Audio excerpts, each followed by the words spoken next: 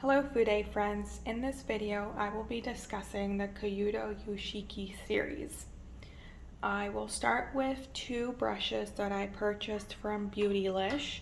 This is the larger Y7 and the smaller size is the Y8. This is the Beautylish version, which are made out of 100% squirrel hair. And I wanted to buy the all squirrel version because I like these chunkier squirrel brushes for detail and like gently blowing out looks. However, I got this one and found it to be very disappointed in it because it is bundled not densely at all. There's actually a pretty big gap between the ferrule and the hairs when you push the hairs to one side. Maybe if I pinch it, you will be able to see it better. By just pinching it, you can see there are gaps on both sides of the ferrule. Whereas in the Tanuki version of this, which was the original version, there are no gaps.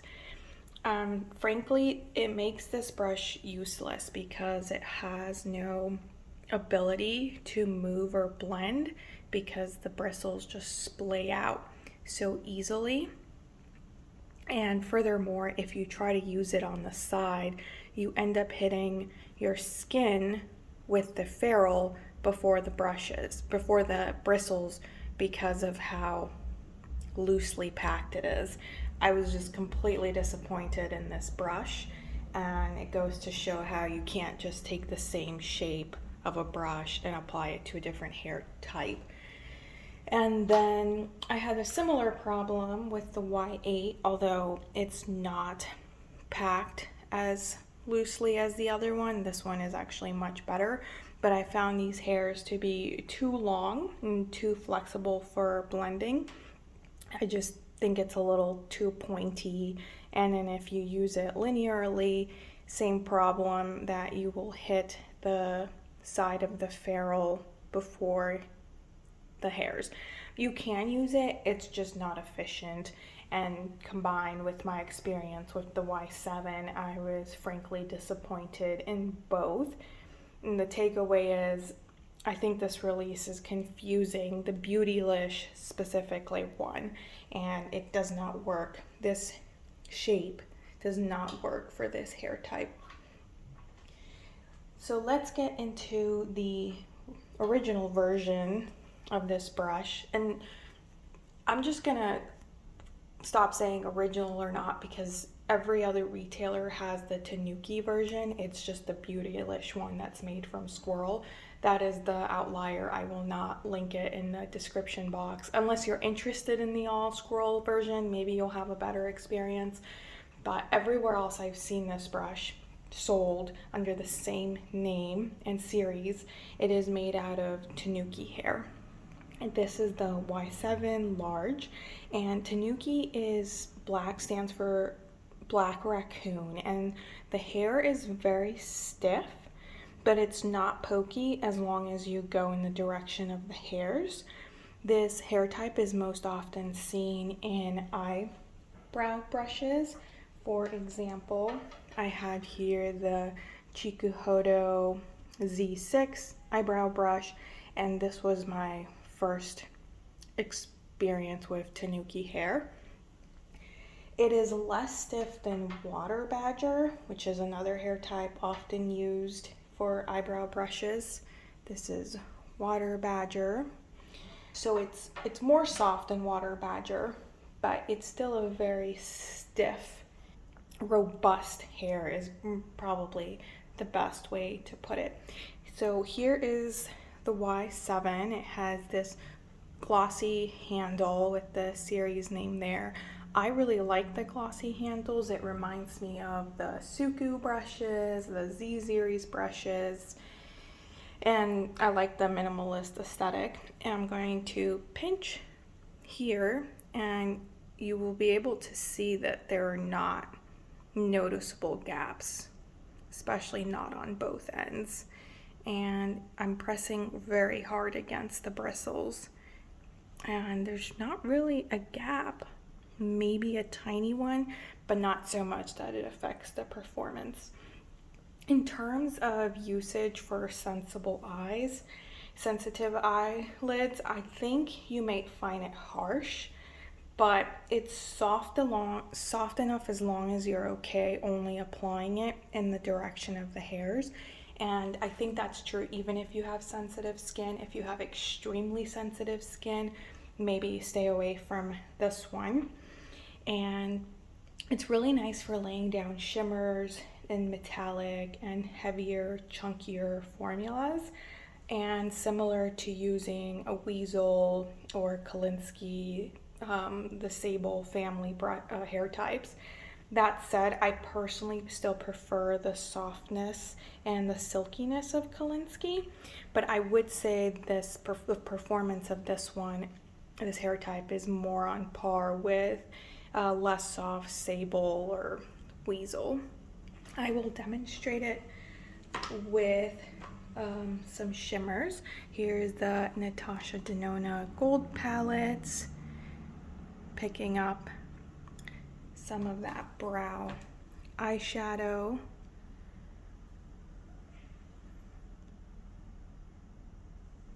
And then you can see how quickly and efficiently that went on. And you can't blend with it, but again, if you start to blend, you might feel more of the hairs.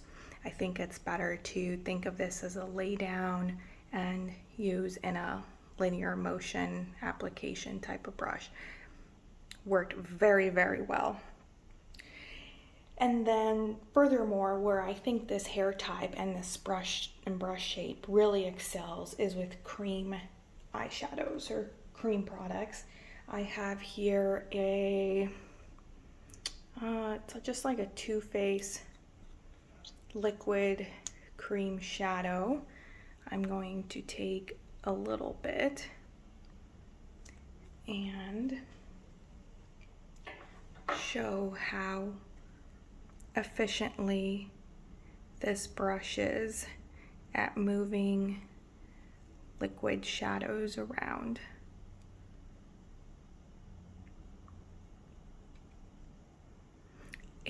This hair type does not seem to absorb a lot of the liquid, and I just find that it's able to move the product around easily. So the top one was the cream and this bottom one was the shadow, the powder shadow.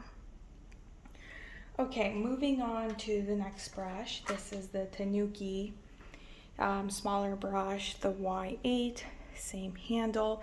I didn't think I would like this brush as much because of its small shape, but I ended up really enjoying it because the hairs are very resilient and they stay in this pointed shape, which makes it really efficient for making lines with shadow or dragging shadow in a very precise manner.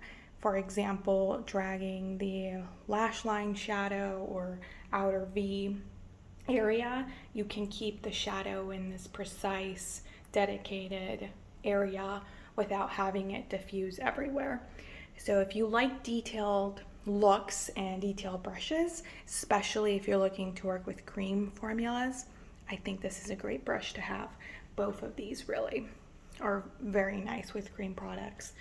Lastly, we have the Y6. This is the eyebrow brush, and this is another hit for me. This brush I just love because it's a much bigger size for an eyebrow brush. Here I have it next to the Koyudo G535, and as you can see, they are similar in size. The Koyudo one is a little bit wider and thicker. The Koyudo one retails for $68. I believe the Koyudo one was around $35. So for about half the price, you can try this larger eye brush. And it really is close in size to the Hakuhodo one, much closer in size than your average eyebrow brush. Here it is next to the Z6, and compared to an average size eyebrow brush, you can see it's just ginormous, super chunky. And that's why I like it. I like it because you can very efficiently and very quickly apply eyebrow product and move it around, and even use it to comb through your eyebrow hairs. Lastly, because this hair is a little softer than water badger, you can have this softness to your eyebrow application and then build it up. So in that sense, it's more forgiving. That said, it may require some getting used to if you're used to like a bolder application of eyebrow product, and then obviously there is a learning curve to using a much bigger brush. And I have been using this solely with powder products, such as this Dior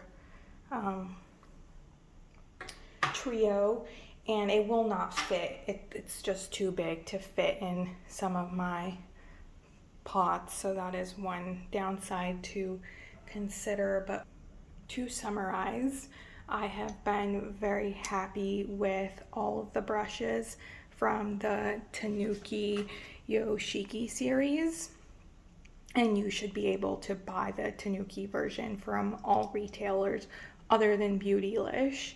If you have these brushes, please let me know how you are using them and how you like them.